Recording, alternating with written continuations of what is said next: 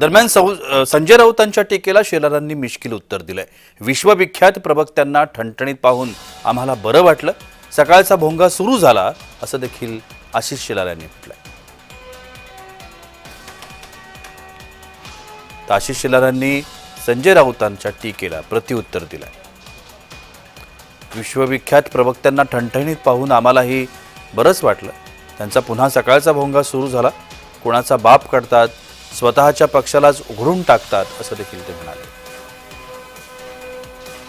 काय म्हणालेत बघा, विश्वविख्यात प्रवक्त्यांना ठणठणीत पाहून आम्हालाही बरंच वाटलं, पुन्हा सकाळचा भोंगा सुरू झाला, कुणाचा बाप काढतात, स्वतःच्या पक्षालाच उखडून टाकतात।